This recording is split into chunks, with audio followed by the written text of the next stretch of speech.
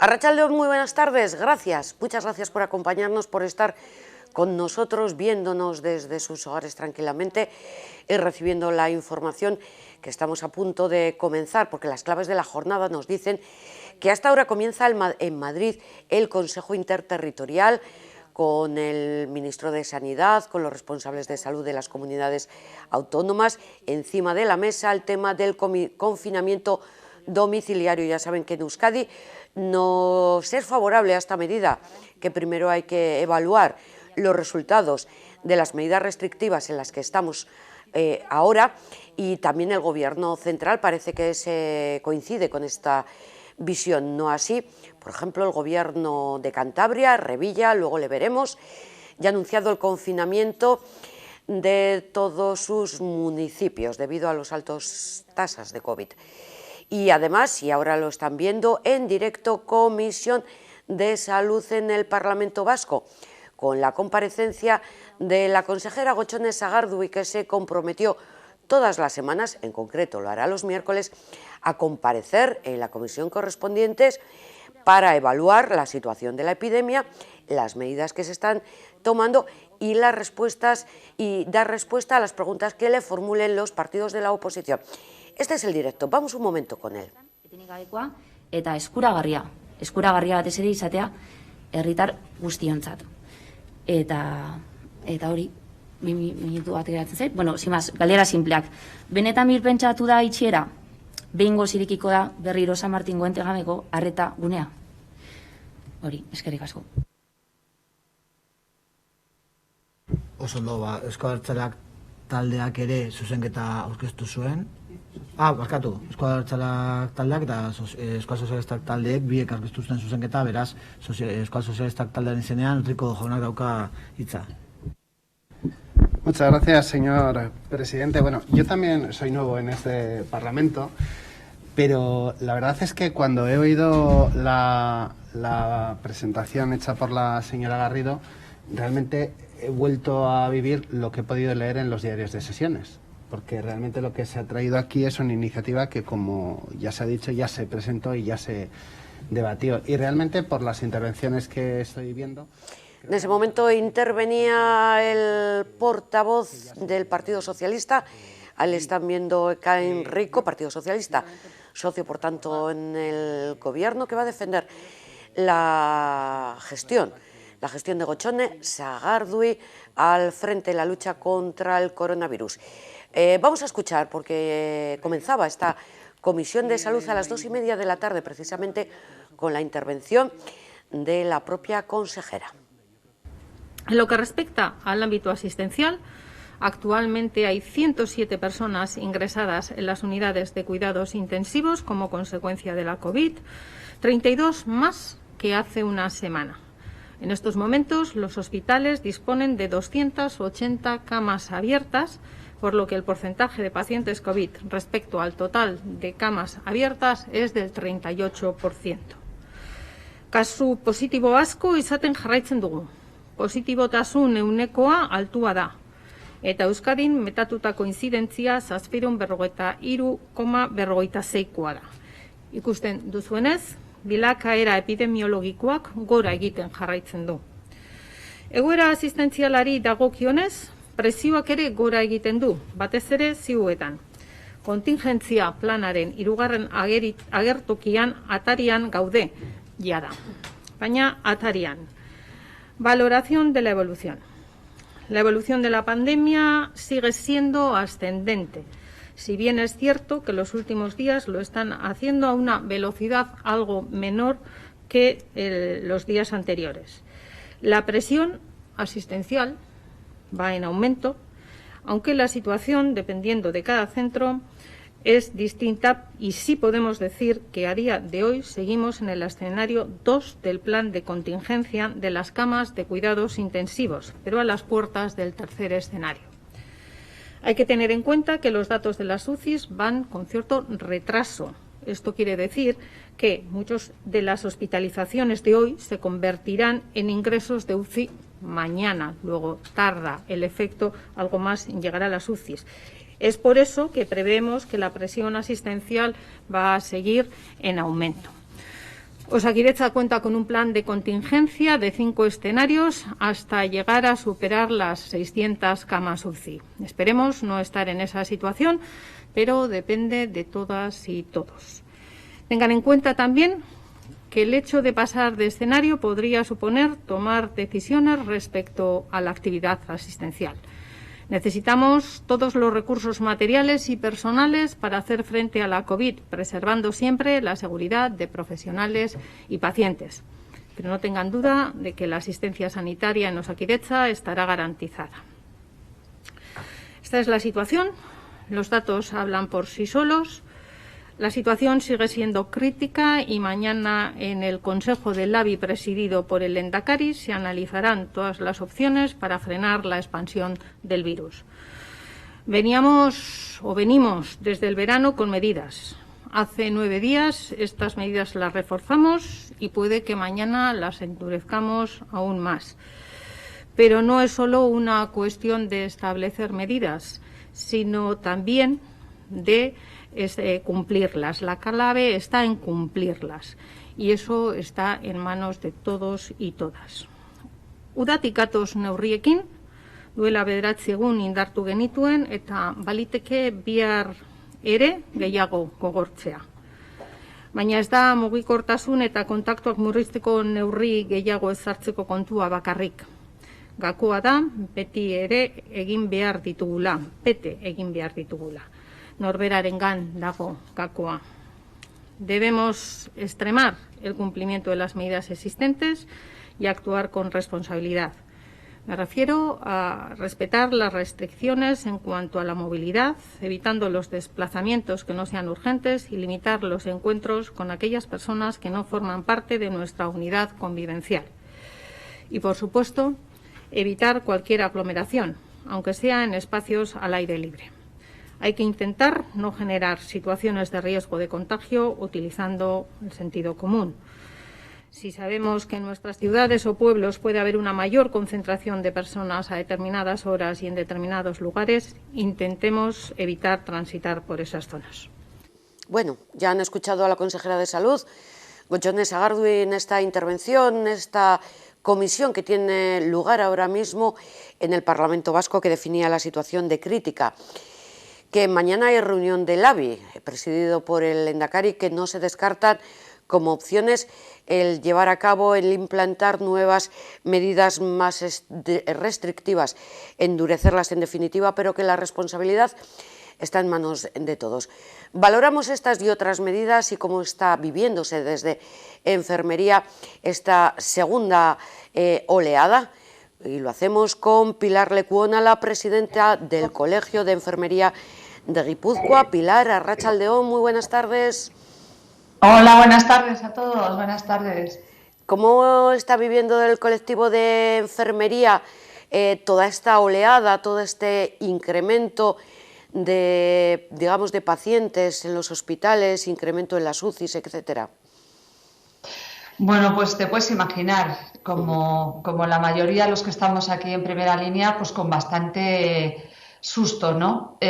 Una cosa es pensar que va a venir y la otra es ya empezar a ver venir el toro y que es tremendo, con mucho miedo y con preocupación, a la par que con responsabilidad. Y que no puede ser de otra manera, tenemos que seguir para adelante y haremos todo lo que podamos, pero sí, el cansancio es mayúsculo porque realmente la gente no se ha recuperado en las vacaciones y sobre todo, más que de lo físico, de lo emocional, ¿no? Solamente pensar en que estamos nuevamente cayendo en picaos en otra nueva situación por la que ya hemos pasado, pues en fin, con bastante preocupación. Esta situación de agotamiento, que lógica por otra parte, porque habéis vivido una situación muy difícil allá por el mes de marzo, y ver que ahora podría repetirse, ¿cómo se le puede dar una solución? Pues ojalá tuviese yo la varita mágica y te puedo asegurar que a nuestra consejera de Salud y a todos nuestros gobernantes se las daría con muchísimo gusto. Pero bueno, yo creo que la clave está en la responsabilidad que tenemos todos como ciudadanos. Yo creo que a lo largo de estas vacaciones o de este verano en la medida en que hemos podido salir, pues nos hemos ido relajando. Creo que también, pese a lo pesados que hemos podido ser, pues bueno, insistiendo en lo cansados que estamos, dando resultados de las encuestas que hemos hecho a nuestros profesionales, pese a que en los medios de comunicación se ha hablado tantísimo del COVID, yo creo que pese a todo la gente se ha relajado, ha banalizado.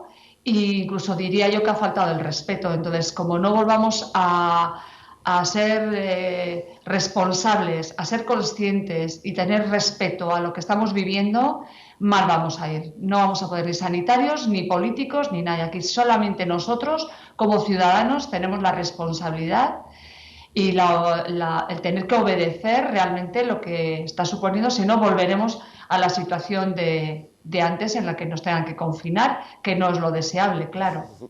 Pero parece que estamos llamados a volver a esta situación, aunque sea, como dicen, un confinamiento diferente. Pero Pilar, ¿qué es peor? ¿La presión hospitalaria o la situación en la atención primaria? Hombre, en estos momentos yo creo que en ambos dos. Primero, atención primaria porque está absolutamente dedicada a todo el tema de la captación de esos casos positivos, de ese PCR, de ese núcleo que no se haga luego transmisión comunitaria, ¿no? O sea, ese foco de donde parte ese PCR positivo. Atención primaria está muy cargada con todo el rastreo que se está haciendo y que se está haciendo de manera absolutamente loable y con una valentía impresionante. Nos haría falta, evidentemente, más rastreadores todavía y más gente que no solamente, más profesionales que no solamente atiendan a esta situación de PCR, sino también a todas esas cuestiones que hemos tenido que dejar, entre comillas, de hacer, como es la atención a los crónicos, la prevención en temas oncológicos y, en fin, en esas atenciones que teníamos, de ese despliegue estratégico que teníamos anteriormente en la atención primaria, ¿no?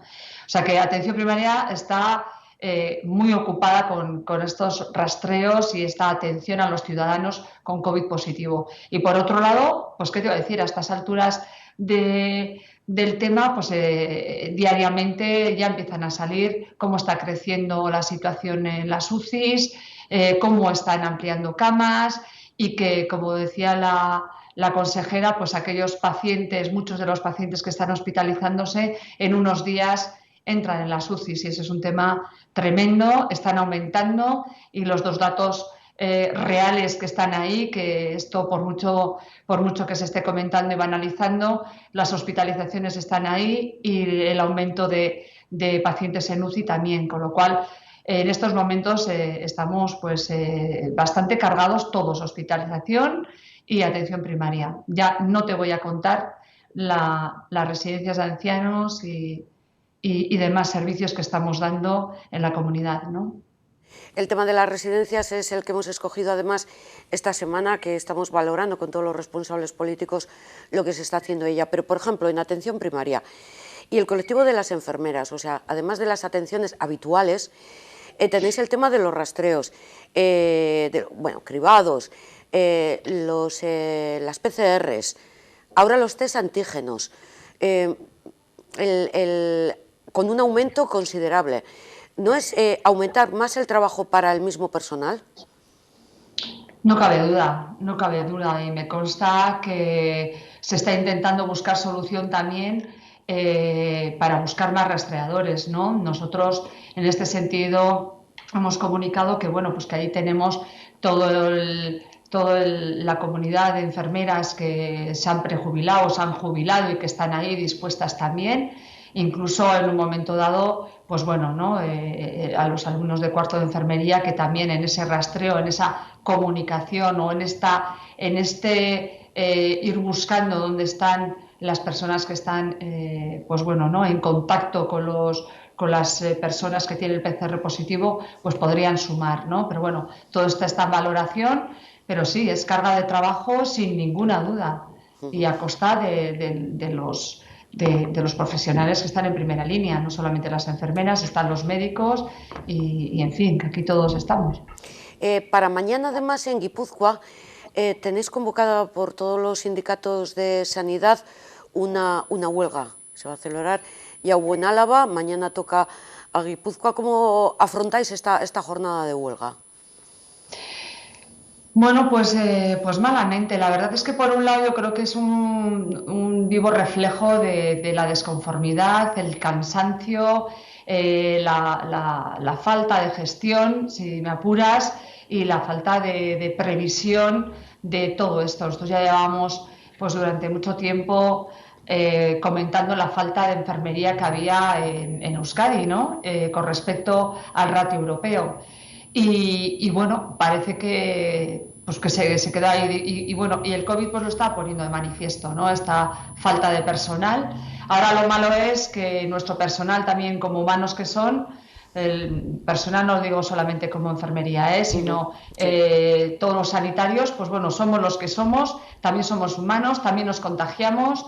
Estamos dando el 120% de nuestras posibilidades, porque sé que hay compañeros a los que ya les han quitado las vacaciones, la oportunidad de libranzas y demás. O sea, realmente pues es una situación en la que bueno, se entiende que la gente tiene que salir pues bueno, en queja, pero difícil solución tenemos en estos momentos. O sea, y no precisamente es la económica, creo yo, la que más deberíamos de reclamar, sino la de recursos humanos, ¿no? En estos momentos. ¿Cuál sería el número que consideráis ideal para aumentar, en concreto en el apartado de enfermería, el personal? Porque la consejera, cuando tomó posesión de su cargo, dijo que se podía incrementar el personal en general en todo la sanidad en 4.000 personas, pero en 4 años, vamos.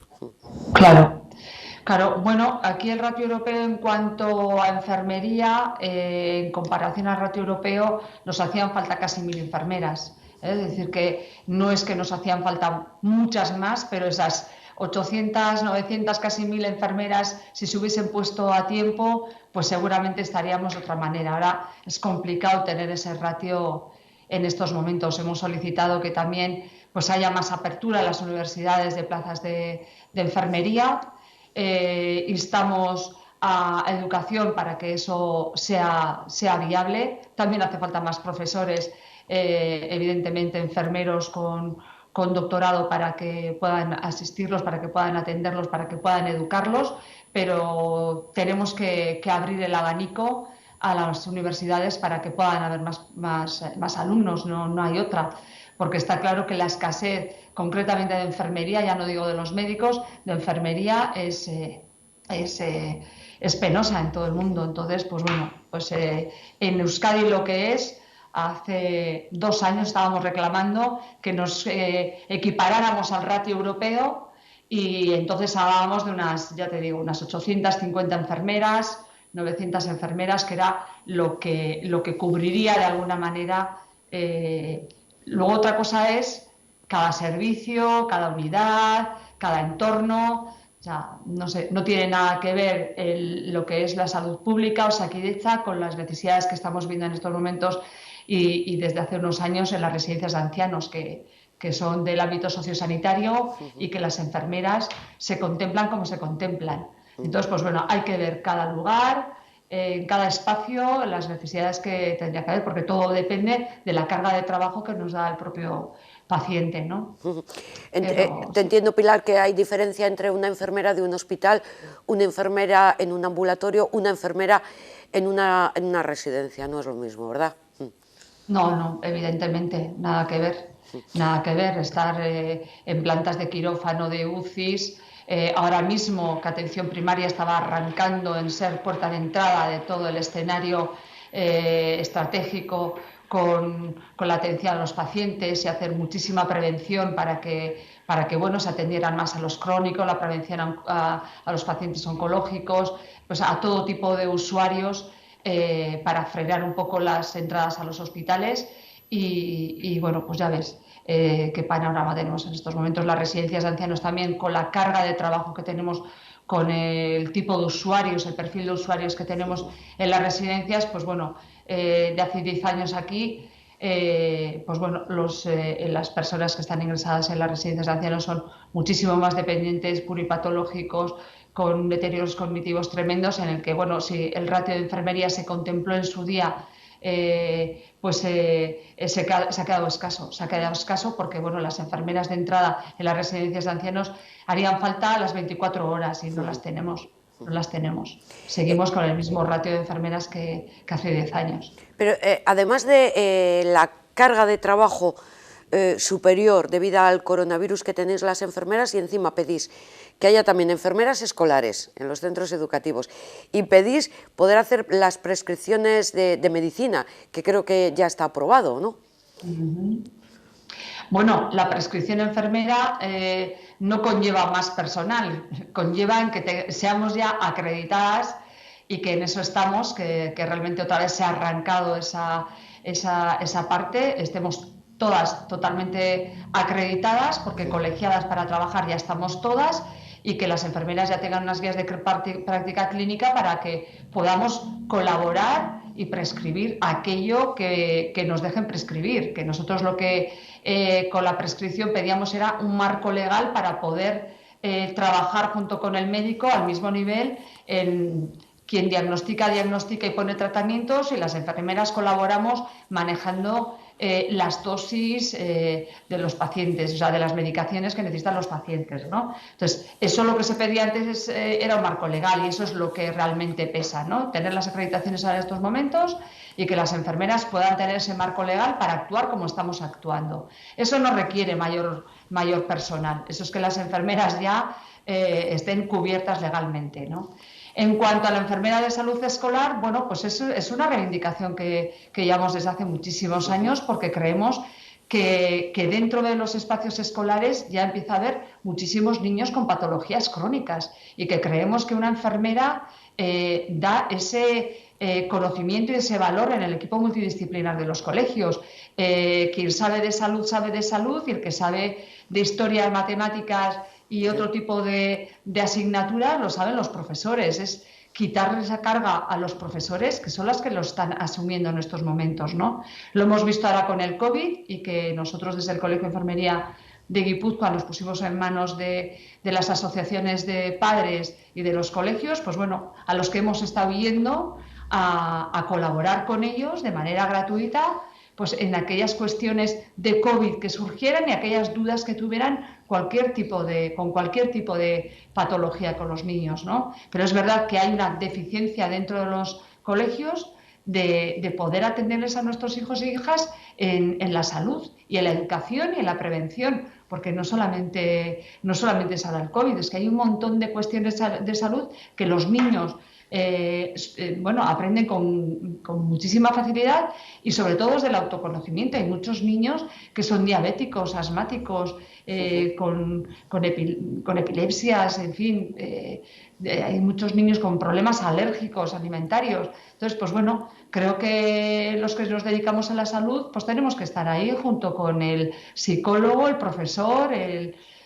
con los pedagogos, y que desde luego creo que es un valor en la sociedad, y que evitaría además muchísimos problemas, al margen del día a día, los golpetazos que los críos puedan tener, ¿no? Y se puedan atender los botiquines. Pero creo que apostar en enfermedad de salud escolar es apostar en salud y en prevención para la salud, en la educación para la salud. Claro, efectivamente, tranquilidad que dan a los niños, a los padres y a los propios profesores y equipo directivo de un colegio, saber que hay una persona que sabe y que puede atender en un momento.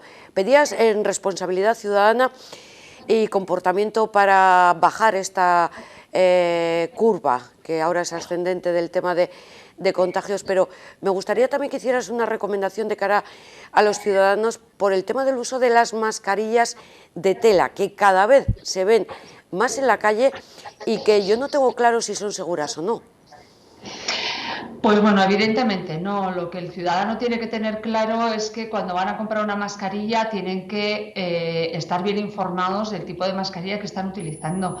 O sea, en estos momentos no cabe otra mascarilla que no cumpla con lo que pues las normas UNE especifican, ¿no? No vale cualquier mascarilla hecha en casa, tiene que estar absolutamente homologada. Y eso es ser responsable con uno mismo y con los demás. O sea, todo tipo de mascarilla no vale. Cuando tú lo vas a comprar, tienes que tener en cuenta que cumpla las normas UNE. Es decir, que tengan mayor filtración de dentro hacia afuera de más de un 90%, que tenga esta marca UNE bien clara, el 0065, y que luego se pueda lavar cada 4 horas y que hay que cambiarlo, cambiarlo y lavable, en todo caso, porque estas mascarillas de tela, pues bueno, hay muchas hechas con mucho cariño y mucho amor, pero de protegerte absolutamente nada, ¿no? Entonces, hay que tener claro que tienen que estar homologadas estas mascarillas, ¿no? Y cambiarlas cada 4 horas y limpiarlas.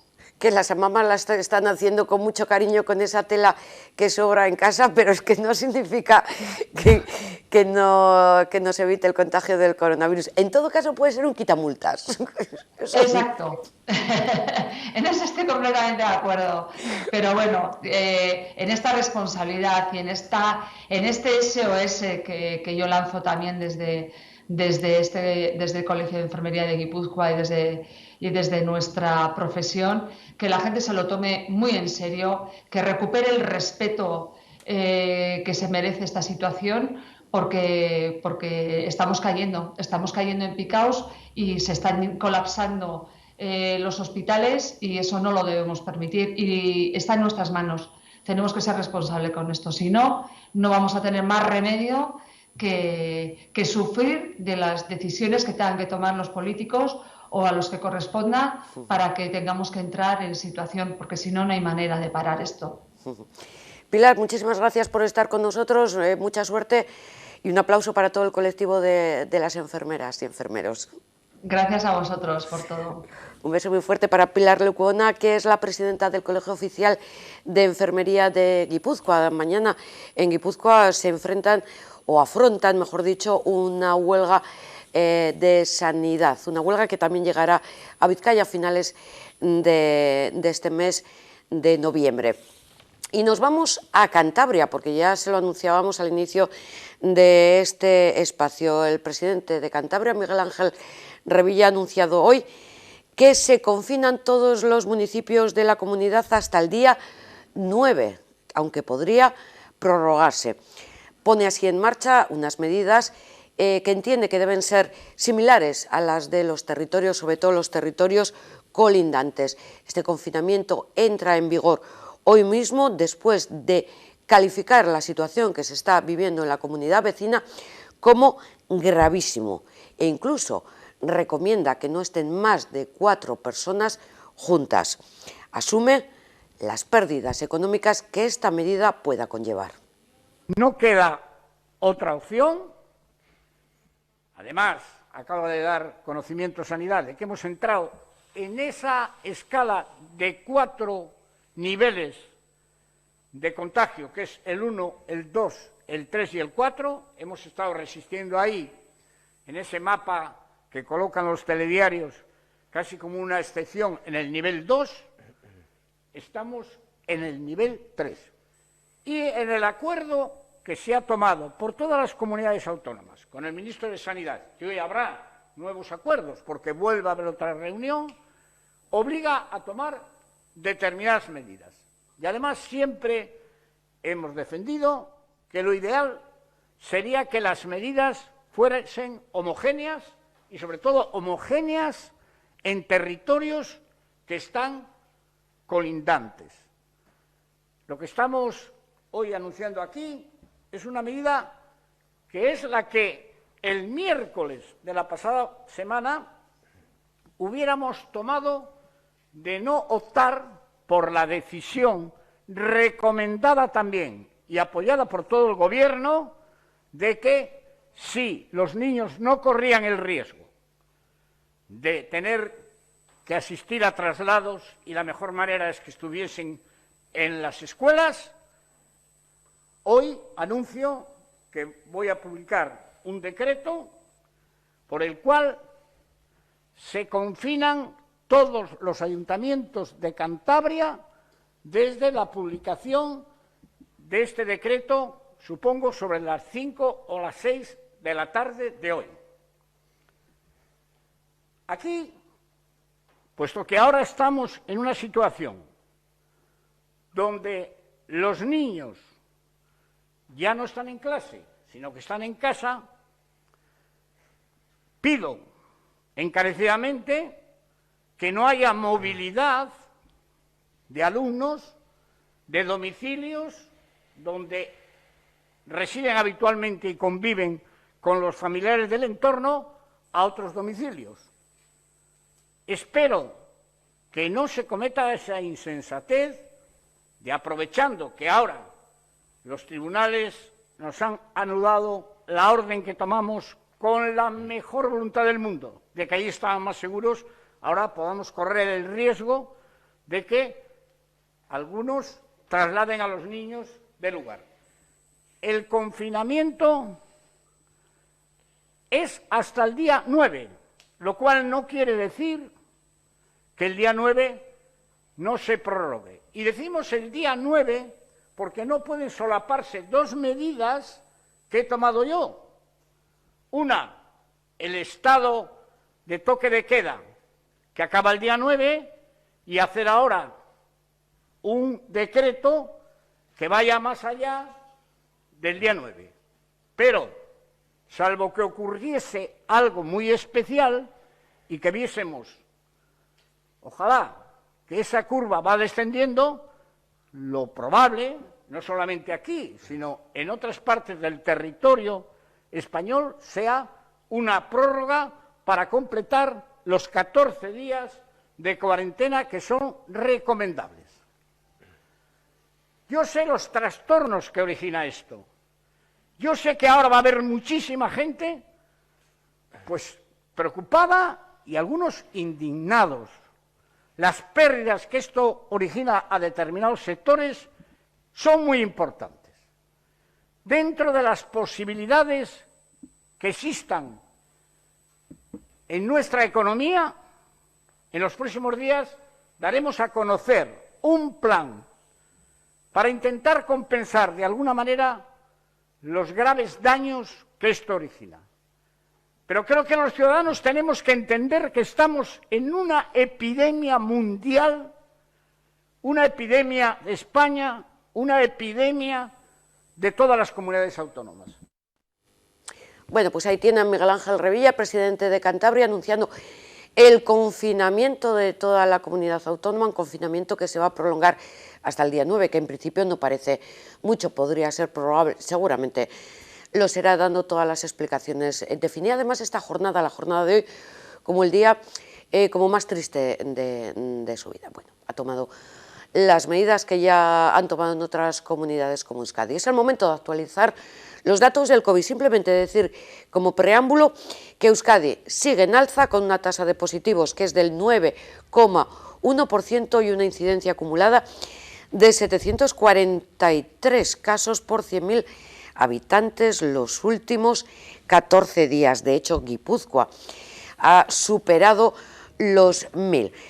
Vamos con las pruebas PCR y test antígenos celebrados ayer, que fueron 15.611, 1.425 han sido los positivos.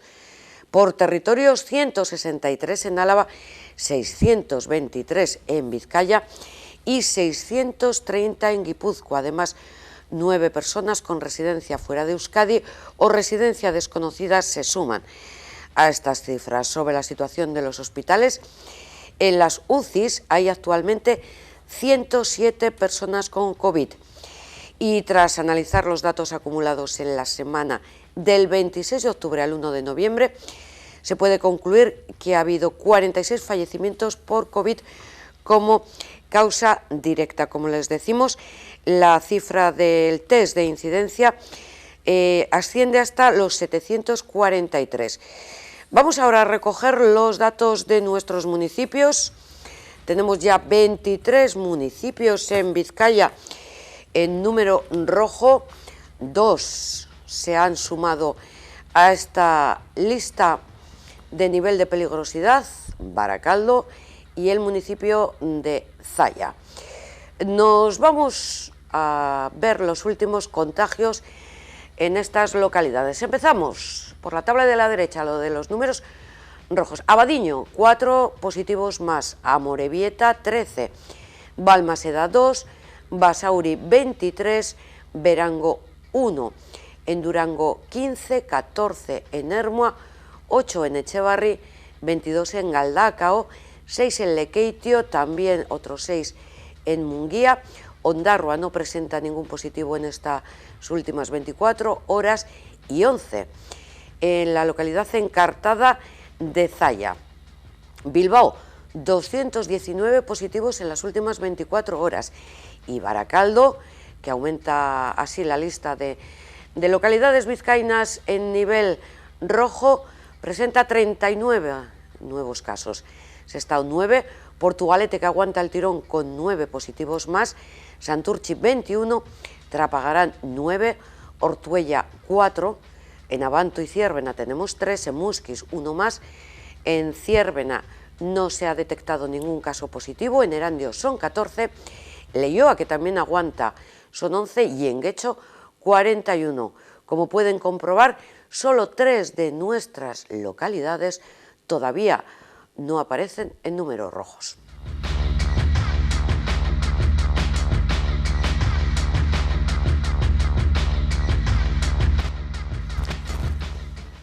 Ayer fue el coordinador, director del Centro de Coordinación de Emergencias y Alertas Sanitarias del Ministerio de Sanidad, Fernando Simón, el que actualizó los datos a nivel de todo el Estado. Estamos en una cifra alta, fue lo que dijo, y aportó los datos, un acumulado de 14 días situado en 527 casos por cada 100.000 habitantes. Vamos a escuchar los datos, a ver, y a escucharle cómo aporta los nuevos datos a nivel de todo el Estado. En todo caso, tenemos datos que nos ponen ahora mismo con una incidencia acumulada en 14 días de 527 casos por 100.000 habitantes. Estamos en una cifra alta, muy alta. Todos saben que en estos últimos días se ha estado hablando de los valores que queremos obtener para las incidencias a 14 días y están, desde luego, muy por debajo de estos, con objetivos de 50-60. Esto no nos pone en una situación muy buena. Seguimos teniendo un incremento en la presión en el nivel asistencial, en las UCIs, en la hospitalización. Sigue habiendo fallecidos que, como también saben, van a ir subiendo todavía, incluso aunque consiguiéramos controlar la transmisión rápidamente. Y todo esto nos va a ir generando una situación complicada en la que, si las medidas que se han implementado desde la aplicación del nuevo estado de alarma, que permite a las comunidades autónomas utilizar muchas más medidas de control de la transmisión y reducir mucho más los riesgos, si no conseguimos que tengan la eficacia esperada, la presión sobre las UCIs podría seguir subiendo. En este sentido, ahora mismo tenemos un total de 19.943 personas ingresadas en nuestros hospitales, lo que representa una ocupación de camas convencionales del 16,2%, y del total de las camas UCIs tenemos ocupadas un 29,17% a nivel nacional, que las ocupan 2.754 casos. La variabilidad entre comunidades autónomas es importante. Tenemos comunidades autónomas que están yendo a un ritmo muy lento, algunas están incluso descendiendo, pero sí que es cierto que la tónica general sigue siendo de ascenso, y en la ocupación de las UCIs tenemos comunidades que están claramente por encima del 40% de ocupación, aunque es cierto que tenemos otras que están por debajo del 15%. Es decir, la variabilidad es importante, pero lo cierto es que el promedio general sigue siendo muy, muy elevado. Un 29,17% de ocupación de UCIs y un 16,2% de ocupación hospitalaria implica que una gran parte de nuestros hospitales tiene que estar ya suspendiendo actividad programada, aunque todavía haya otros que puedan mantenerla. Y el suspender la actividad programada, desde luego, no es una buena noticia, porque todo esto implica retrasos en otros tratamientos, otras patologías, lo cual tiene que hacer que entendamos la importancia de controlar la transmisión en general. Lógicamente, como les venimos diciendo desde el lunes, la palabra confinamiento, sobre todo el confinamiento total, es la que está en vivo. Está para los políticos, está para los técnicos, para los especialistas, para los ciudadanos en la calle. ¿Cuándo? Es que nos van a confinar, va a ser un confinamiento igual que el de marzo, jope, qué lío, qué tal. No, bueno, pues también Fernando Simón ha hablado sobre el confinamiento. Le ha pedido, dice, todas las opciones, como dicen todos, todas las opciones están sobre la mesa. Como les digo, ahora mismo están reunidos en el Consejo Interterritorial valorando las nuevas medidas que se han implementado y estudiando si endurecerlas. Bueno, pues Fernando Simón también habla sobre esta cuestión, pidiendo además un poquito de tranquilidad porque estamos todavía en fase de valoración. No se descarta ninguna medida que pueda ayudar a controlar el coronavirus. Ahora bien, hay que entender cuáles son las medidas que se pueden o que tiene sentido o más sentido aplicar en una situación o en otra. Tenemos un estado de alarma que se implementó hace, me parece que son 9 o 10 días ahora mismo. Es un estado de alarma que nos da una estabilidad en la toma de decisiones a las comunidades autónomas y al Estado durante 6 meses, lo que no quiere decir que si se considera necesario no se pudiera modificar para incrementar otro tipo de medidas que se pudieran establecer. Pero lo cierto es que ahora mismo las comunidades autónomas, en el marco del estado de alarma y en el marco de sus competencias propias, todavía tienen margen de actuación que no está todavía implementado. El primer paso es implementarlo, observar el impacto que tienen que tener impacto todas las medidas que están implementando, dar margen a que estas medidas podamos valorar qué efecto tienen en la transmisión y a partir de ahí tomar las nuevas decisiones. Ya digo que nunca se va a descartar ninguna medida que pueda ayudar a controlar el coronavirus, pero lo cierto es que debemos de ser comedidos, no podemos poner todas las medidas cuando la situación todavía no lo requiere, porque las medidas son las que son, no hay más. Una vez que pongamos todas las que hay, tendremos que jugar con eso. No podemos ahora mismo forzar medidas que queramos o no, por mucho que sean 1 o 2 comunidades, van a tener que ser de implantación generalizada en toda España, no podemos forzarlas cuando todavía no tenemos la seguridad de que sea el momento adecuado. Es verdad que no podemos retrasarnos, cierto, pero también podemos dar margen suficiente para valorar de una forma suficientemente clara el impacto de las medidas en la transmisión. Yo creo que, como digo, descartar no se ha descartado, pero ahora mismo todavía hay mucho trabajo que hacer con lo que nos aporta el nuevo decreto de alarma y, como digo, si se considera que hay que modificarlo, entiendo que se modificará, pero eso es ya una cuestión que se tendrá que decidir en el momento adecuado.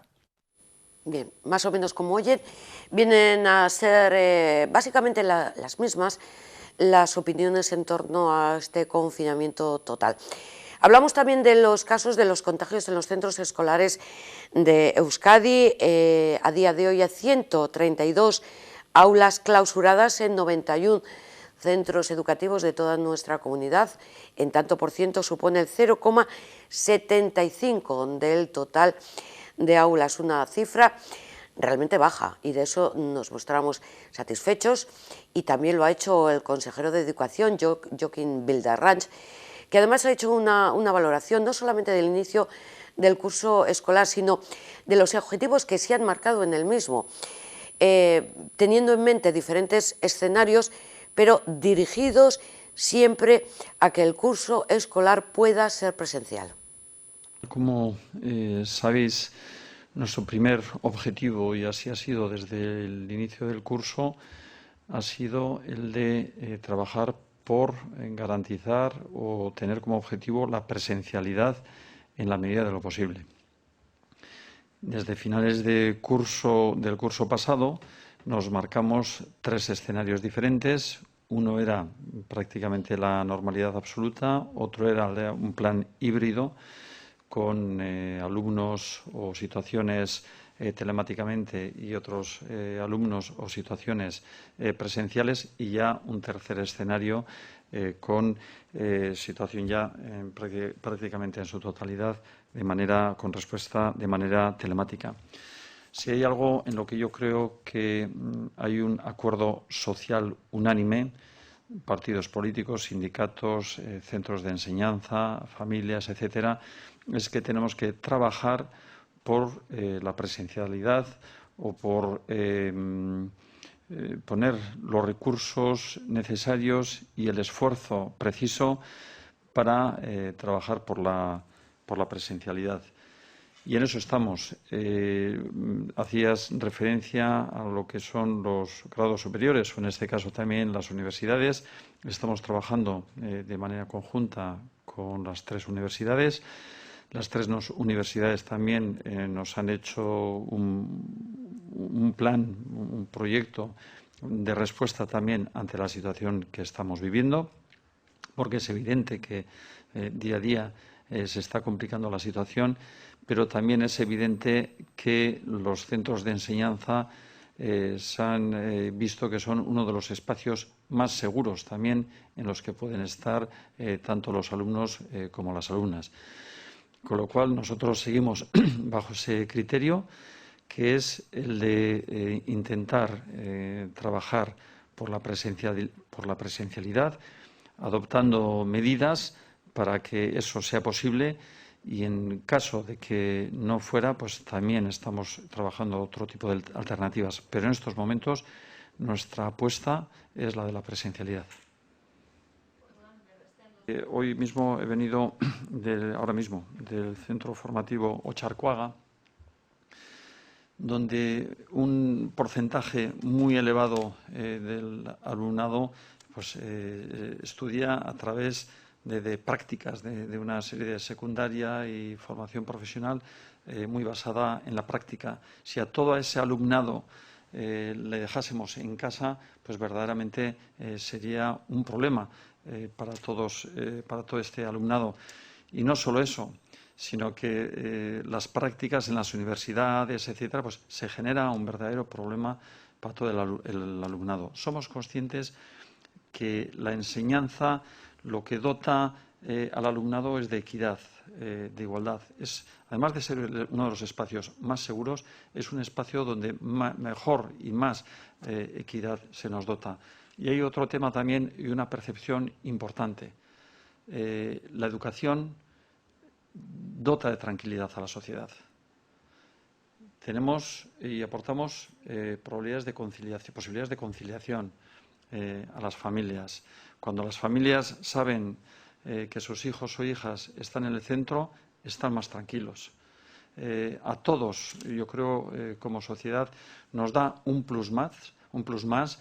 Cuando comenzamos el curso estábamos con una serie de incógnitas de cómo iban a responder los centros escolares, y yo creo que para todos ha sido una sorpresa muy positiva la evolución de los propios centros, y no quiero dejar pasar esta oportunidad para agradecer de verdad encarecidamente la labor que nunca se va a agradecer lo suficiente que están realizando toda la comunidad educativa, principalmente los directores y los profesores y las profesoras, que con mucho esfuerzo y muchas veces con incertidumbre, porque al final pues todo el sistema en todo pues tampoco funciona bien, pero aun y todo ponen toda la carne en el asador, todo su esfuerzo, todas sus ganas en pro de que el alumnado pueda estar en los centros, y en ese sentido creo que se está respondiendo como sistema educativo de una manera muy positiva, y tal como digo, estamos consiguiendo dotar a la sociedad de una estabilidad y de una tranquilidad que en estos momentos de incertidumbre creo que es altamente positivo. Esta es la reflexión que el consejero de Educación, Joaquín Bildarratz, hacía sobre los escenarios, sobre todo sobre la presencialidad necesaria en las aulas, y hacía alusión al tema de las prácticas en Ocharcoaga. Hablaba también, y ahora le vamos a escuchar, sobre el tema de los cribados. Los cribados precisamente es una mayor seguridad de cara a las aulas. Depende mucho de la situación del centro, de la OSI en la que se encuentren, pues para que los alumnos vayan al propio centro de salud, o sea el centro de salud el que vaya al centro. Hay una coordinación absoluta entre el Departamento de Salud y el Departamento de Educación. Y a nosotros lo que nos da es precisamente mucha tranquilidad el que se realicen estos cribados. Eso quiere decir que cuando surge alguna duda, o cuando surge pues un núcleo pequeño de contagio, el que se haga un cribado tranquiliza. ¿Por qué? porque en ese momento, a la hora de hacer los PCRs, somos capaces de diagnosticar dónde están los positivos para que se confinen en casa, ellos más sus contactos estrechos, y el resto pueda seguir la educación, tal como estábamos diciendo, de una manera presencial, que es lo que tenemos que intentar aguantar. Y como decía antes, es uno de los principales objetivos como sistema, como departamento, que tenemos intentar, en la medida de nuestras posibilidades, el mayor tiempo posible con ese carácter de presencialidad, que es el que dota de equidad al sistema. En comunicación gráfica lo hacemos todo con mucho arte. Somos Copygraph. Copygraph, expertos en impresión, cartelería digital en todos los formatos, flyers, catálogos, libros, lonas, vinilos, lienzos. Expertos en diseño, papelería comercial, catálogos, murales, carteles. Expertos en rotulación, vehículos, escaparates, stands, señalización. Expertos en accesorios para la comunicación, rollers, plegables, stand móviles. Copygraph en Avenida Libertad 29, teléfono 94 438 1000.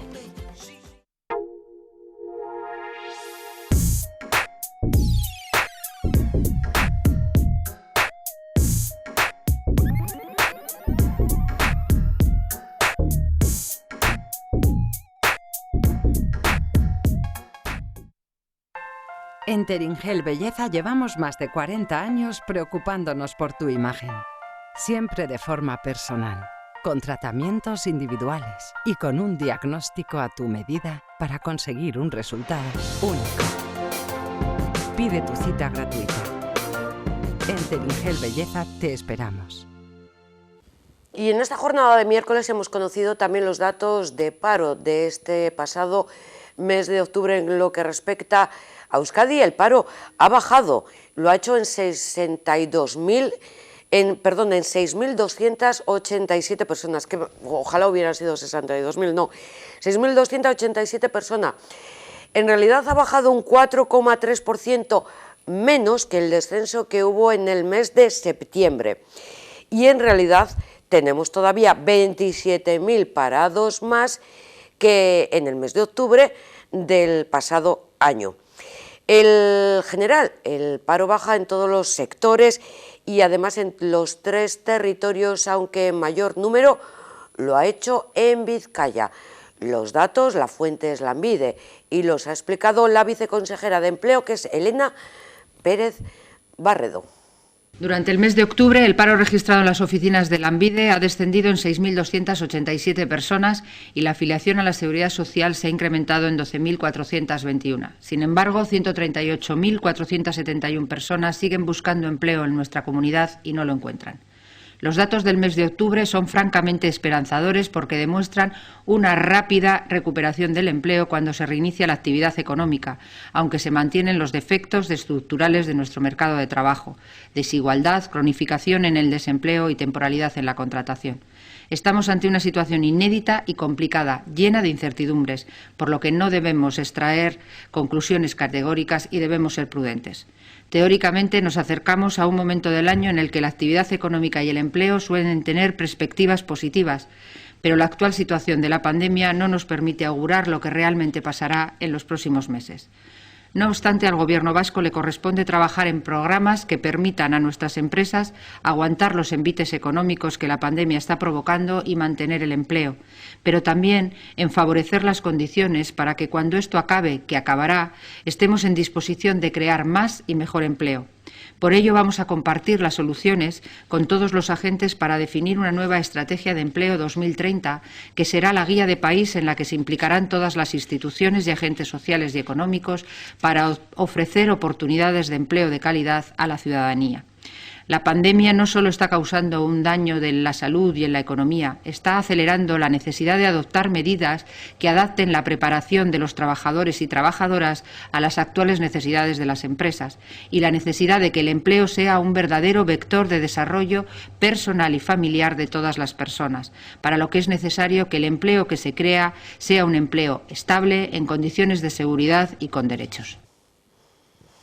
La viceconsejera no ha dado datos del ERTE en Euskadi porque Lanbide todavía los desconoce, porque tiene que ser el SEPE, es decir, desde el Gobierno de Madrid, el que les aporte estos datos. Es el número de personas que permanecen todavía en ERTE. Pero como ustedes ya saben, toda esta semana la estamos dedicando al tema de las residencias con diferentes valoraciones de técnicos. Acaban de escuchar también a la presidenta del Colegio de Enfermería de Guipúzcoa hablar del tema de las residencias, pero también con los políticos. Y además en esta jornada en la que Vizcaya se ha celebrado en las Juntas Generales la Comisión de Acción Social. Ya saben, los partidos políticos, los portavoces hacen preguntas al diputado Sergio Murillo. Una de las preguntas, y que ha terminado en un rechazo, preguntas más que pregunta, una propuesta, es la de aumentar las visitas a las residencias de mayores, una propuesta que ha quedado rechazada por los votos del Partido Socialista y del Partido Nacionalista Vasco, y una pregunta que formulaba Elkarrekin Podemos a través de su portavoz, Eneritz de Madariaga, que está ahora con nosotros. Eneritz, Arratsaldeon, muy buenas tardes. Arratsaldeon, muy buenas tardes. Bueno, habéis formulado esta propuesta para aumentar el número de visitas, sabiendo que no se iba a modificar.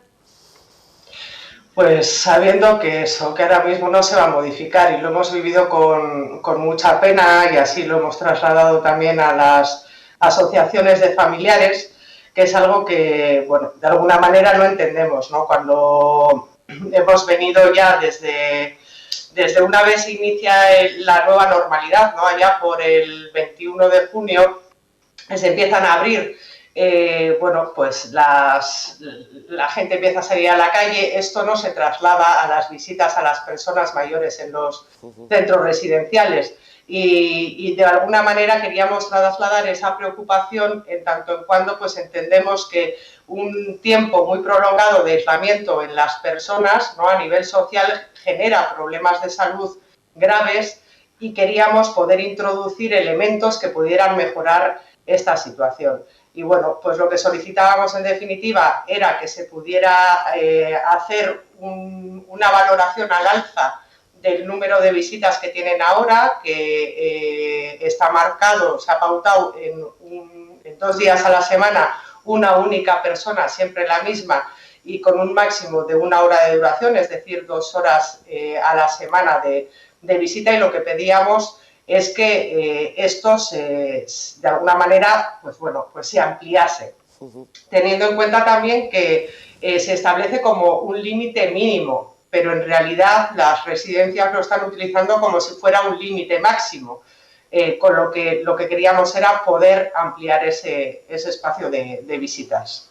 Pero esto a nivel de estado emocional de los residentes sería muy importante, pero ¿y qué otros, no sé, facilidades se le pueden dar a un residente que no se le dan? Por ejemplo, paseos al exterior. Como bien acabas de comentar, estaba el tema del confinamiento total, y que luego con la desescalada, yo no sé si un residente puede salir a la calle, aunque sea acompañado por cuidadores o por el grupo de personas que estén con ellos, que sean menos dependientes, por ejemplo. No sé, ¿cuál es la situación? Sí que pueden salir, pero pueden salir, lo que aparece en la orden foral es que pueden salir a hacer paseos terapéuticos de 1 hora de duración. Entonces, lo que ocurre con esto es que, bueno, pues que forma parte, digamos, de este contexto donde está regulado. Pero para que nos hagamos una idea, si el 14 de marzo se decreta el confinamiento, hasta el 27 de mayo no aparece la primera regulación de visitas, que son como 2 meses y medio más tarde. Y en esa primera regulación de visitas no está abierta a todas las personas usuarias de los servicios residenciales. Se abre para los cuidados al final de la vida, para personas que tengan una situación cognitiva complicada, que les cueste de alguna manera comprender en qué situación o qué es lo que está ocurriendo, ¿no? Y también para situaciones psicoemocionales que están derivadas del aislamiento. Ya llevamos 2 meses y medio. El 21 de junio lo que ocurre es que aparece, ¿no?, la apertura a la nueva normalidad, pero no hay una ampliación de estos criterios. Esto no se produce hasta el 21 de agosto.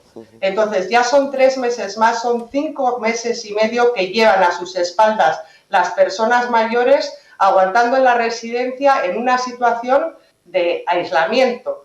Una vez que se abre el 21 de agosto, se abre en estas condiciones que te estoy diciendo. Se abre 2 horas máximo, mínimo a la semana, pero que en la práctica se convierten en el máximo, porque para poder de alguna manera desarrollarlo y llevar a cabo algo más allá de esas 2 horas supone tener que ampliar también la plantilla de personas trabajadoras para que puedan atender la situación sanitaria que tienen dentro, poder atender a las personas conforme a los criterios de atención que se tienen establecidos y para poder sacarles, ¿no? Más allá de que lo puedan hacer también allegados, familia, pero también tenemos otras personas que no tienen la suerte de poder contar con estos recursos. Y nos ponemos ya en el 24 de septiembre, cuando aparece la segunda regulación, que son un mes más, o sea, ya estamos en 6 meses y medio y la situación sigue siendo la misma, ¿no? ¿Os ha satisfecho la respuesta que ha dado la portavoz del PNV, Idoia Inoriza, a la pregunta que has formulado, Eneritz?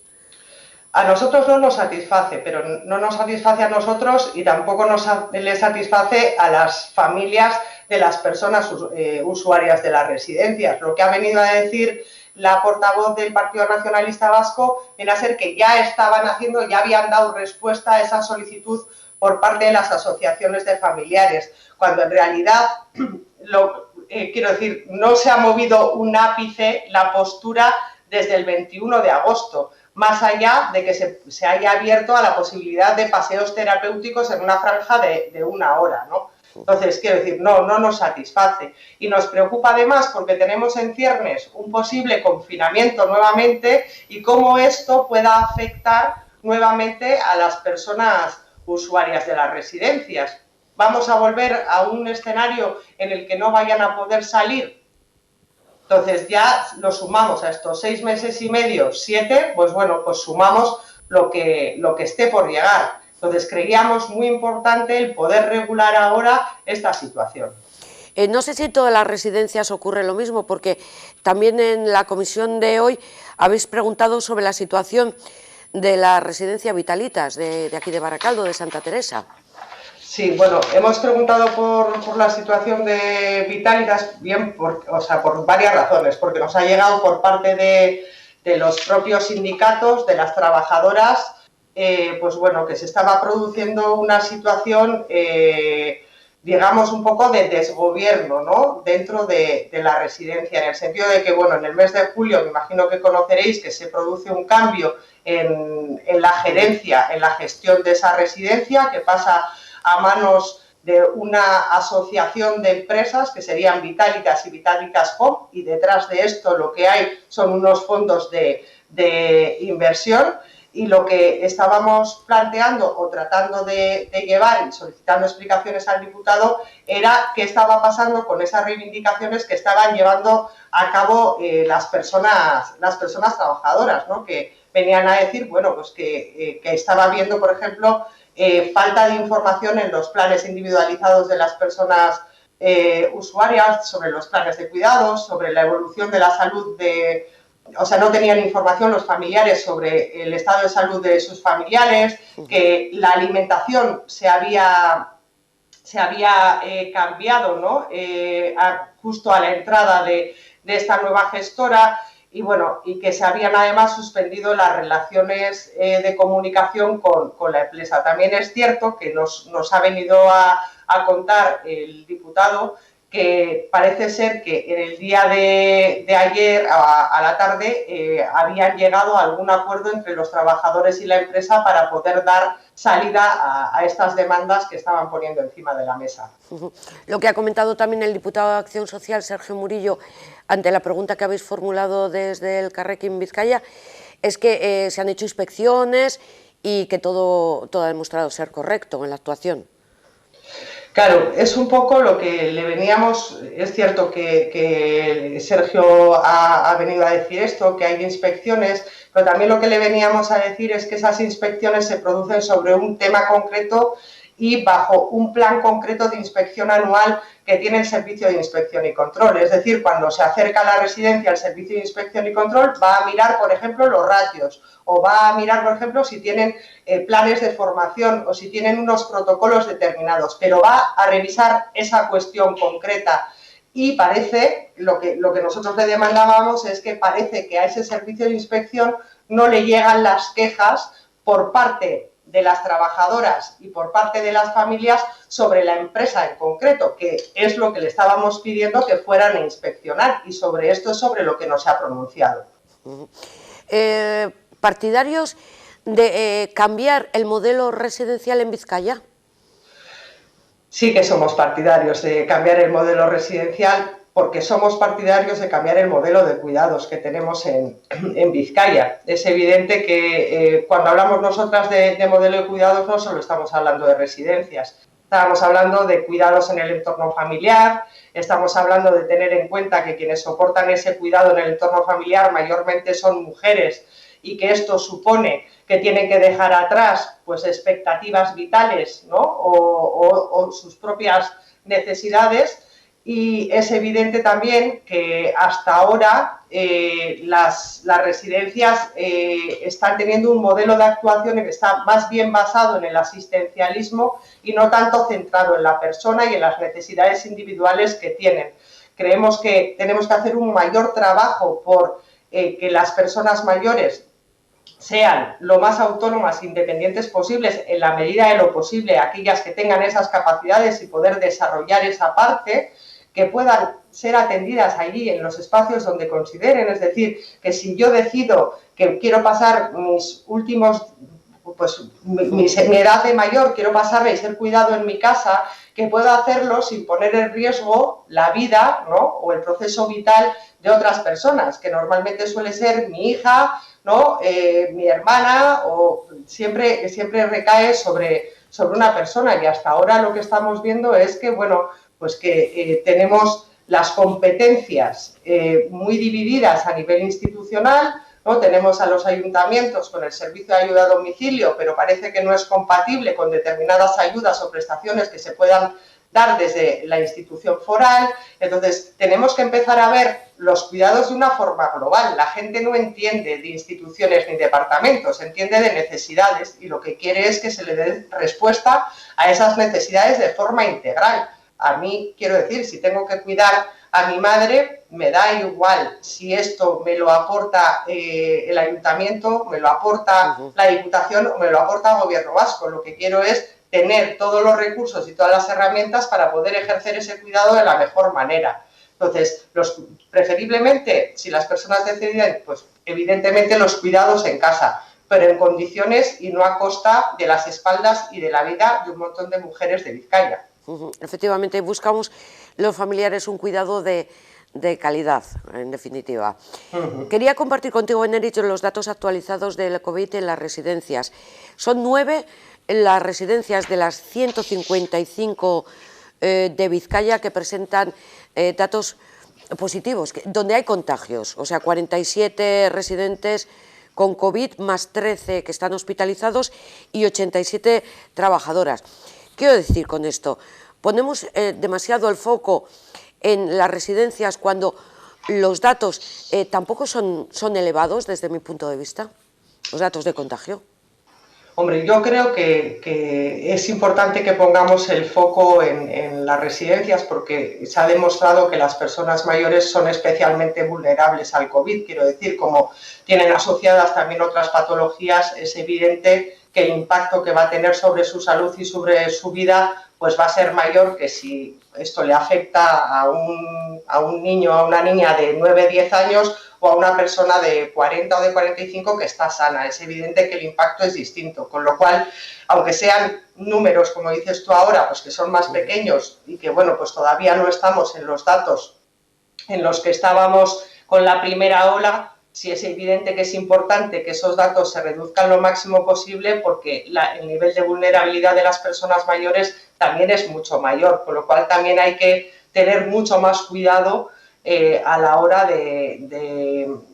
pues eso, de verlo con más, eso es, para evitar, ¿no? En lo máximo posible esos contagios. Pero qué difícil es el equilibrio entre evitar que se contagien los residentes y a la vez no aislarles y meterles en una burbuja en la que tengan otro tipo de enfermedades más mentales a consecuencia digamos, de un aislamiento forzado. ¿Dónde está ahí la clave? ¿Dónde está el punto, el equilibrio?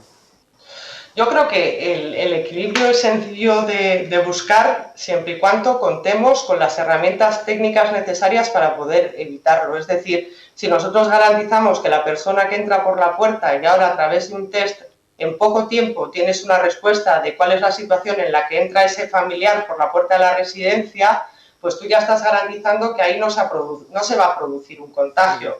Es evidente que tenemos, o sea, si no contamos con esas herramientas técnicas, es evidente que vamos a poner en riesgo a las trabajadoras, a las personas residentes y también a las familiares, porque se puede producir a la contra. Entonces, yo creo que es importante, cuando hablamos de salud, que entendamos que depende para quién primará más la salud física y para otras personas primará más la salud emocional, psicológica o psicosocial, ¿no? Pero es que tenemos que entenderlo como un todo, porque ¿de qué nos sirve tener mayores preservados del COVID si emocionalmente les estamos abocando a tener una depresión, una enfermedad mental, insomnio, ansiedad?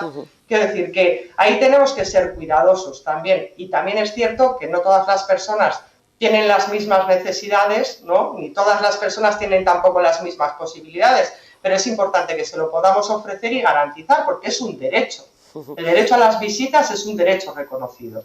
Efectivamente, a ver si entre todos conseguimos mejorar la calidad de vida de nuestros residentes. Eneritz, muchísimas gracias por toda la aportación, por la labor que desarrolláis. Un beso muy fuerte. Muchas gracias a vosotros. Agur. Agur. Hablábamos con Eneritz Madariaga, portavoz del Carrequín Vizcaya en las Juntas Generales de Vizcaya, que hoy ha habido, como decimos, Comisión de Acción Social con el tema de las residencias encima de la mesa. Pues prácticamente de todos los puntos que se han abordado, las residencias han sido los más destacados. Ella formulaba una pregunta, como decimos, proponía aumentar el número de visitas de familiares a los residentes.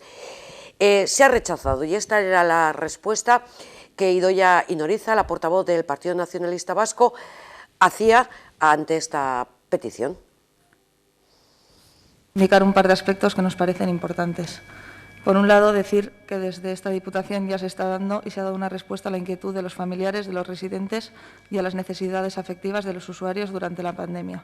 Por hacer un repaso, y como bien sabemos, el pasado 14 de marzo, mediante orden de la consejera de Salud, se suspenden las visitas a los centros residenciales y cabe destacar que incluso en este escenario de confinamiento general, las 3 diputaciones forales establecieron excepciones a esta suspensión para situaciones de final de vida, deterioro u otras circunstancias justificadas por el equipo asistencial.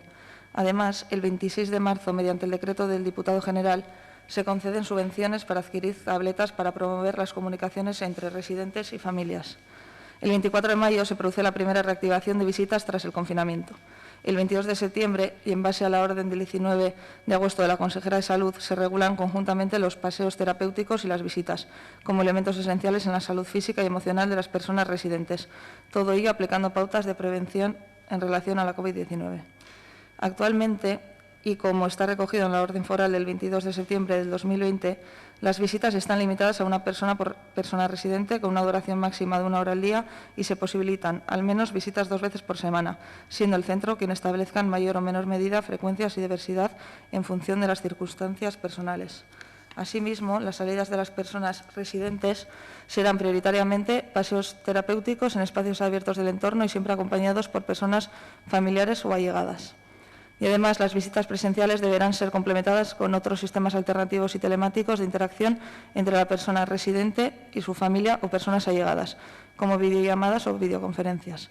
Por todo ello, quiero volver a resaltar la labor de esta Diputación y recalcar que todas estas medidas son para cuidar a la persona, al usuario, al familiar y para evitar que el virus entre en las residencias.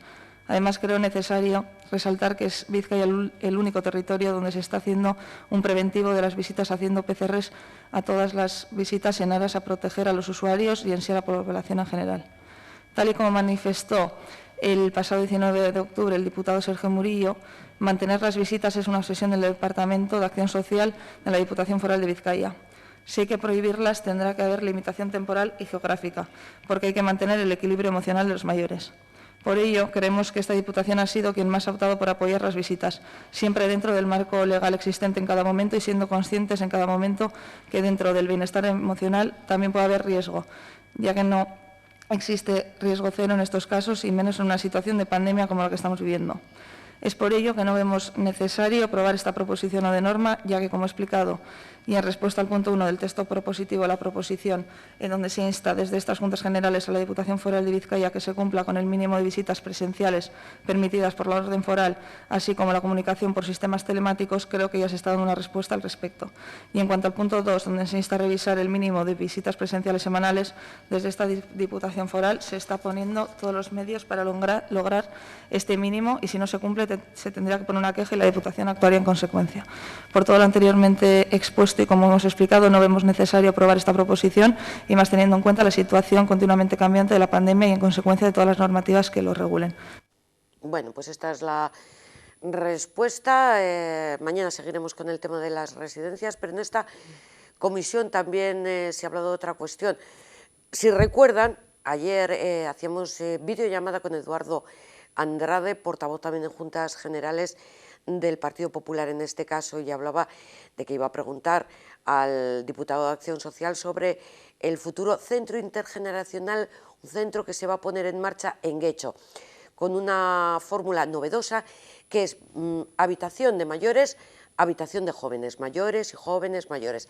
Entonces, lo que ha preguntado es si sigue en marcha esta propuesta que ya venía de antiguo o si con el tema del coronavirus esta idea se había descartado. Pues no, sigue adelante y además va a tener una aportación económica de 9,9 millones de euros.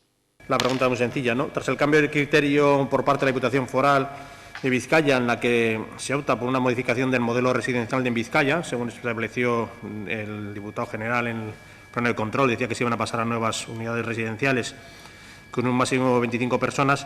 ¿Qué piensa hacer la Diputación con la residencia intergeneracional que tiene proyectada en Guecho, en la que están dispuestas 100 habitaciones para residentes y 40 para jóvenes?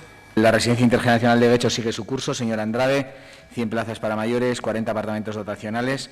El 5 de marzo se firma el convenio con el Ayuntamiento de Guecho por parte de la Diputación, tras aprobarlo en Consejo de Gobierno el 25 de febrero.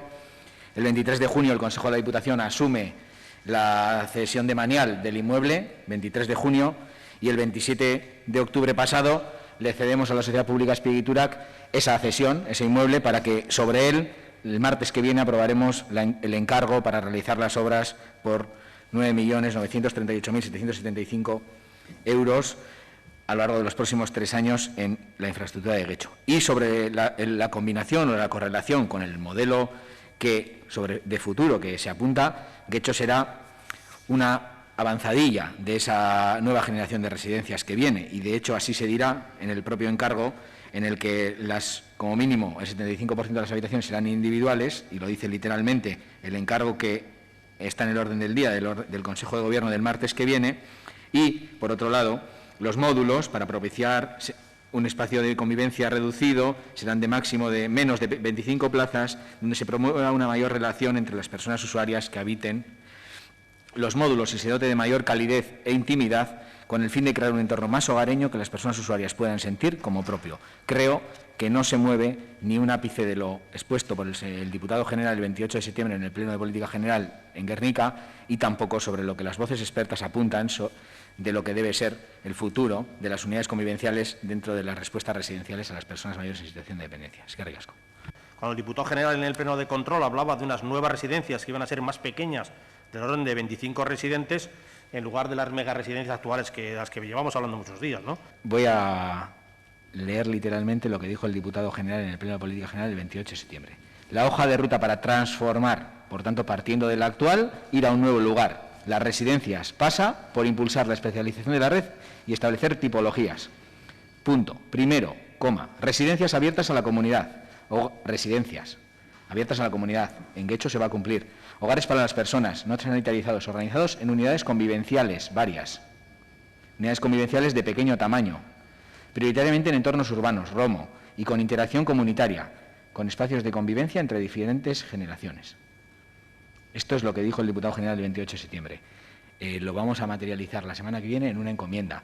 Hemos acordado con el Ayuntamiento de Guecho el 5 de marzo, mediante un convenio, la cesión de un edificio con 100 y 40 plazas, en unidades convivenciales de tamaño de menos de 25 plazas. Creo que está claro, y el alineamiento está más que claro, señor Andrade. Este va a ser, y Guecho será, una avanzadilla de ese modelo residencial, que tiene que transformar la red actual y tiene que hacer las nuevas infraestructuras sociales para las personas en situación de dependencia en estos parámetros.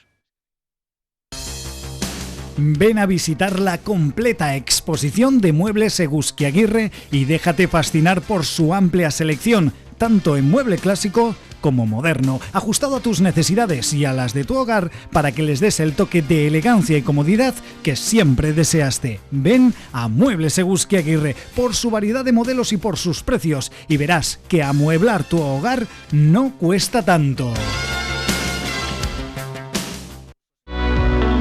En la Charcu de Jota incorporamos en pollo auténtico de corral Coren, de alimentación 100% vegetal, criado en libertad en el campo gallego. Conoce también sus salchichas y hamburguesas y pregúntanos por el cerdo Selecta, alimentado con castañas. La Charcu de Jota. Estamos en el Mercado Santiago Apóstol en Arteaga Beitia, Baracaldo.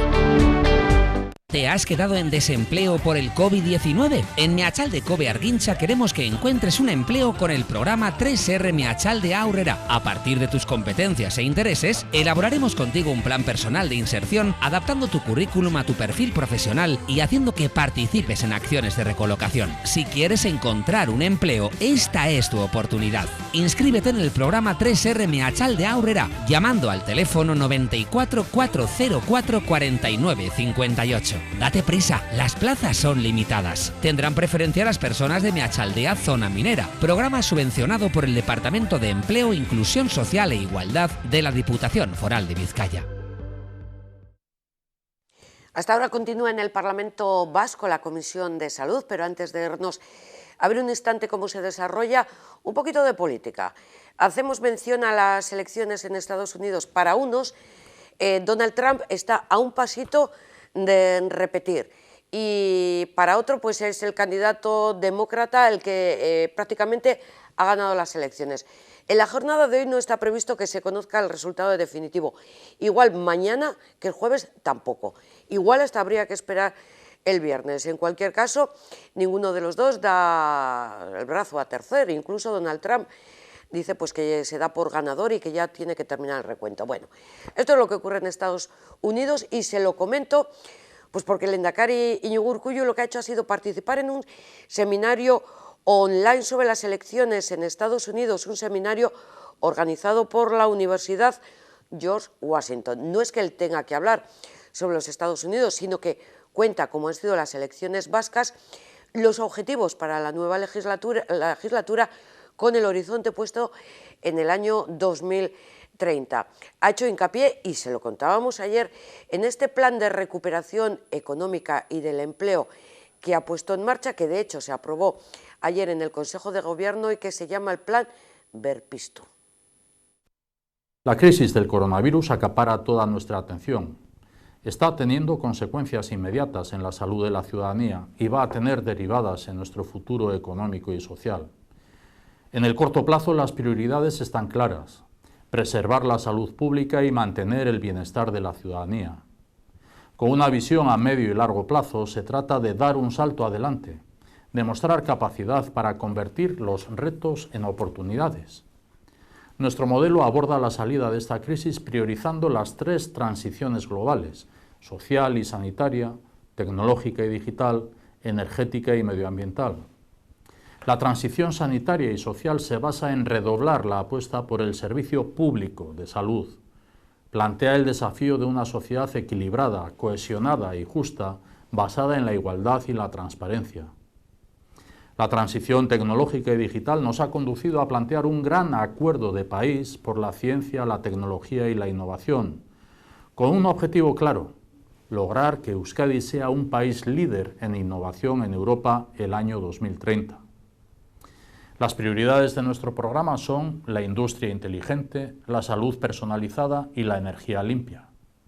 Además, apostamos por 4 territorios de oportunidad: alimentación saludable, ecoinnovación, ciudades sostenibles y las industrias culturales y creativas.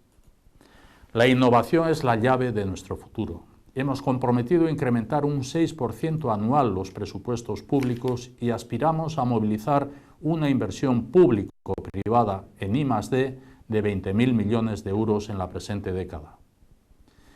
La transición ecológica y medioambiental nos sitúa ante el reto de la sostenibilidad y la transformación energética. Nuestra respuesta es un gran acuerdo por el clima con 5 ejes de actuación: movilidad y transporte sostenible, energías renovables, cambio climático, biodiversidad y economía circular. El modelo de gobernanza colaborativa es la clave para lograr convertir estos retos en oportunidades.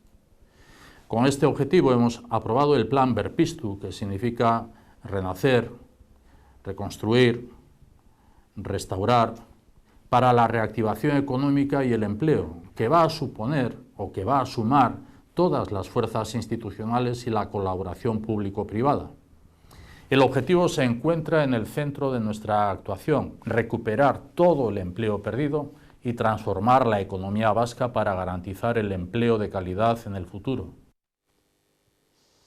Y en los últimos minutos del programa estamos viendo cómo continúa la Comisión de Salud en el Parlamento Vasco. Escuchamos un momento del desarrollo de esta sesión. Eta ahots propioa daukate, kriterio propioa daukate, eta zuri esaten dizuten bezala niri esaten didate, besterik ez. Eta gu saiatzen gara, legebiltzarreko ordezkari garen heinean, herritarrek dituzten kezkak jasotzen eta hona ekartzen. Besterik ez. Eta niri ez didazu azalpenik eman behar. Hemen azalpenak herritarrei eman behar dizkie. Joan Zumarragara, joan Urretxura, eta esan ez dagoela murrizketarik. Esan ez dago murrizketarik. Bien, mañana les daremos cumplida información de los acuerdos o de las conclusiones de esta Comisión de Salud, que se va a repetir todos los miércoles y que ahora continúa, además de una comisión de educación, me parece, no, de turismo y comercio, que dará comienzo prácticamente a eso de las 5:30 de la tarde ahí en el Parlamento Vasco. Nosotros nos vamos a marchar y lo vamos a hacer con otro congreso que se ha desarrollado y en el que ha participado la consejera de Desarrollo Económico, Sostenibilidad y Medio Ambiente, que es Arantxa Tapia. El congreso es el transfronterizo sobre cambio climático y litoral, que dedica la edición de este año a dar a conocer soluciones para actuar ante la emergencia climática. Ha intervenido la consejera Arantxa Tapia, que ha manifestado la necesidad de una nueva estrategia verde, pero sobre todo una estrategia de crecimiento basada en una economía moderna, eficiente en el uso de los recursos y competitiva. La consejera además ha destacado como objetivos de país para esta legislatura la reducción de un 20% de la emisión de gases de efecto invernadero y lograr que la cuota de energías renovables represente el 20% del consumo final de energía, además de conseguir la neutralidad en la emisión de gases de efecto invernadero en el horizonte 2050, avanzando hacia un territorio más resiliente al clima. Con su intervención, con las declaraciones de la consejera Arantxa Tapia, nosotros nos vamos a despedir. Volvemos mañana. Gracias por su atención. Agur. El Gobierno vasco arranca la legislatura, desde luego, en mi caso, con un reto muy importante, con una composición en el departamento que es diferente y yo diría que es además retadora, una posición desde luego innovadora. Un departamento en el que, bueno, veníamos trabajando con unos retos que son globales y ahora se nos han acelerado como consecuencia de la pandemia. Se intensifican. Como consecuencia de la COVID-19 tenemos que dar lo mejor de nosotros mismos de la forma más rápida posible. Además de haber impactado en nuestras vidas, la COVID-19, desde luego, además de cambios en nuestra vida personal, en nuestra vida social, nuestra estructura económica también se ha visto muy impactada por la nueva situación. La COVID ha provocado la aceleración de esas tendencias económicas que ya veníamos trabajando, tendencias tecnológicas, sociales, demográficas, medioambientales, por supuesto, en la lucha contra el cambio climático y, desde luego, aquello que se vislumbraba previa a la crisis sanitaria hoy se ha visto con mucha más relevancia. Las transformaciones digital, energética y ecológica formaban parte de nuestra agenda, pero hoy no las podemos obviar. Hoy las tenemos que trabajar de una forma mucho más intensa y tenemos por delante un trabajo que podríamos definir como ingente. Vamos caminando y seguimos avanzando en la Agenda Basque Country 2030, estrechamente ligada a la Agenda de Naciones Unidas. Se comentaba que confluimos además en pro de esos objetivos de desarrollo sostenible. La industria, el crecimiento económico, la tecnología, la energía, las renovables, la gestión de toda la lucha contra el cambio climático serán motores para alcanzar, desde luego, un crecimiento justo y mucho más sostenible. Nos hallamos en un escenario que está plagado de interrogantes, pero al mismo tiempo se asoma ante nosotros una magnífica oportunidad para replantear aquellos cambios que son necesarios para salir de esta crisis, no solo para llegar a la posición que teníamos previamente a esta crisis sanitaria, sino para mejorarla, tanto desde el punto de vista de desempleo que se había generado como de una economía diferente, una economía mucho más competitiva, pero al mismo tiempo mucho más sostenible. Una economía que será resiliente y que, desde luego, será la que necesitemos no solo a medio, sino a largo plazo.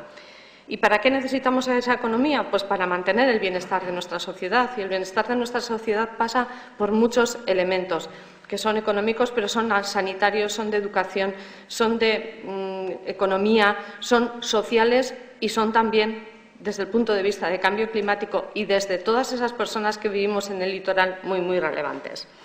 Se trata de ir más allá, decíamos, de esa recuperación y de garantizarnos un futuro que va a ser muy relevante para nuestras futuras generaciones.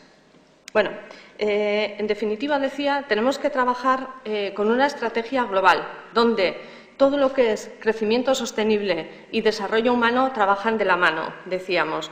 Necesitamos un crecimiento importante para mantener un desarrollo humano con servicios públicos de primerísimo nivel de calidad.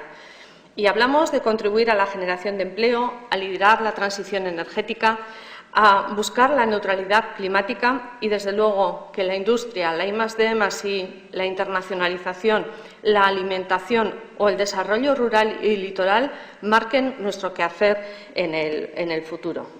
De ahí,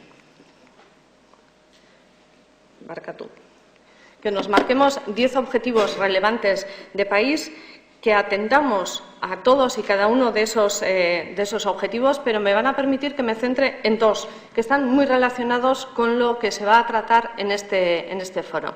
En primer lugar, el de reducir el 30% la emisión de gases de efecto invernadero, y vamos trabajando en esa línea. Estamos con los objetivos marcados en el camino de conseguirlo, pero desde luego tenemos que atender a los objetivos planteados por la Unión Europea, por la Comisión y por el Parlamento, que nos hacen ser más exigentes todavía en el cumplimiento de los requisitos de emisiones de efecto invernadero para el año 2050.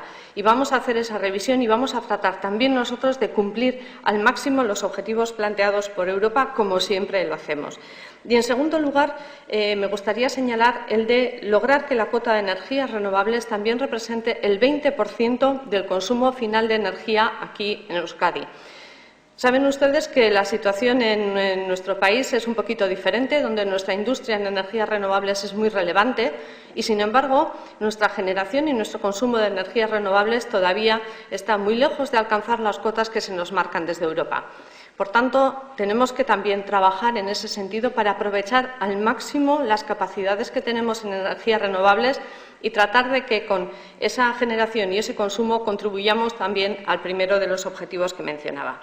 Y, en ese sentido, confiamos en poder desarrollar y trabajar a lo largo de esta legislatura y poder aprobar en Parlamento una nueva ley, la Ley de Transición Energética y Cambio Climático, que va a contar con un objetivo, y el de ser justa con el entorno ambiental y con el desarrollo económico. De nuevo, trabajar ambos aspectos de una forma equilibrada. Una nueva ley que auguramos que va a ser compleja, pero posible, y que trataremos de converger esos dos aspectos, prosperidad y sostenibilidad, trabajando de la mano. con una misión clara, que es la de acelerar la reactivación económica generadora de empleo, asumir la transformación digital, ecológica y sociosanitaria como oportunidad para fortalecer la competitividad de nuestra estructura productiva, integrando los criterios medioambientales en todas las políticas sectoriales, no como un mero condicionante, sino como un factor competitivo para crear valor. Entendemos que es la única manera que en estos momentos vamos a conseguir que esa lucha contra el cambio climático sea entendida y trabajada por todos y cada uno de los sectores sociales, que no se entienda como un condicionante, sino como un factor adicional y que trabaja en pro de cada una de nuestras políticas. Se da la casualidad, vamos a decir, o se da la circunstancia de que todas estas oportunidades nos van a permitir dar un salto cualitativo en nuestro modelo, en nuestras formas de hacer, tanto desde el punto de vista industrial como desde el punto de vista de cuidado de nuestra naturaleza, de cuidado de nuestra litoral y, desde luego, de esa lucha contra el cambio climático. Tenemos retos y tenemos oportunidades. Cada vez que se plantea un reto de estas características, se abren muchísimas oportunidades. ¿Cómo las vamos a trabajar y cómo las tenemos que trabajar? Yo creo que es el elemento que nos va a permitir tener esa estrategia verde, sobre una estrategia de crecimiento de país, de crecimiento sostenible, basado en los recursos que tenemos sin sobreexplotarlos. Yo creo que es un elemento crucial. Un modelo competitivo justo, que no deje a nadie atrás. Ese es nuestro Basque Green Deal. Y, desde luego, desde el desarrollo de políticas ambientales, donde Euskadi es, además, un ejemplo de región con amplias competencias para el desarrollo de esas políticas ambientales, y que hemos logrado durante las últimas décadas convertirnos en un escenario, en un lugar, en un territorio con altos estándares, tanto de bienestar como de calidad ambiental. ¿Por qué? Por el alto grado de compromiso de todas y cada una de las instituciones, pero no solo de las instituciones, también de la ciudadanía, también de la industria y de todo el tejido socioeconómico. Entre todos lo hemos logrado y no podemos terminar ahí. Podemos decir con orgullo que somos una historia de éxito, sí, pero la historia no acaba aquí. Tenemos que continuar trabajando. Tenemos que aplicar métodos innovadores, tenemos que aplicar conocimiento científico y tenemos que continuar en esta lucha que no acaba hoy, decía, y en el que se va a ver a lo largo de este foro oportunidades que tenemos que trabajar. En julio de 2019 suscribimos la Declaración Institucional de Emergencia Climática y hemos definido una serie de objetivos con los que tenemos que continuar trabajando. Con una palanca, como una palanca de transformación, donde el cambio climático es uno de los mayores retos de la humanidad, y también en Euskadi. Los efectos sobre el medio marino, que vais a explicar de una forma muy concreta, y sobre la costa nos impactan especialmente. Y decíamos que nos impactan especialmente, y lo comentaba hace un momento Enrique, ¿por qué? Porque el 55% de la población de Euskadi, es decir, más de la mitad, pensad que vive en zona litoral, en dos grandes zonas además, en la zona del denominado Gran Bilbao y en la zona de Donostialdea. Es decir, más de la mitad de la población de Euskadi se va a ver muy afectada por todo lo que va a suponer el cambio climático y, bueno, pues en este momento las consecuencias que ese cambio climático está teniendo ya y estamos viviendo. Los cambios generados sobre el medio marino, además, afectan a la biodiversidad, afectan a los recursos pesqueros, de los cuales, bueno, pues también vivimos en parte y tenemos que considerar y tenemos que seguir trabajando. Episodios de inundaciones que hemos tenido, con subidas del nivel del mar que se están ya observando, con elementos cada vez más frecuentes y que, desde luego, que impactan en nuestra costa. Y es momento de pasar a la acción, y por eso en el bloque 4, en Gobernanza y Herramientas de Gestión, vamos a presentar el proyecto LIFE, integrado en Urban Clima 2050, que es considerado como el mayor proyecto de acción climática que se va a realizar en Euskadi en los próximos años, evidentemente, y donde, además de iniciarse su andadura recientemente, en el pasado ejercicio, el objetivo es el de desarrollar proyectos piloto concretos en ámbitos urbanos y periurbanos de todo lo que es cuenca fluvial y costa. Es decir, actuaciones concretas que nos permitan demostrar que hay mejoras y que hay maneras de hacer. Tenemos que estar preparados y eventos científicos como UINAC, desde luego, nos van a ayudar a establecer, a ser la guía de por dónde tenemos que impactar, por dónde tenemos que trabajar. Beraz, eskerrak eman dizkizuet berriro, foro hau antolatzeagatik, eta espero dut, bi egun hauetan ikasiko duguna aplikatu egingo dugula. Ez bakarrikan ikasi, hitz egin eta aztertu, baizik eta ikasketa horiek gero aplikaziorako balio dezaten hemen eta beste hainbat lekutan. Baina bereziki hemen, esan dudan bezala, biztanleriaren erdia kostaldean bizi dalako Euskadin. Eta guretzako hori ere zaindu beharreko zerbait dalako.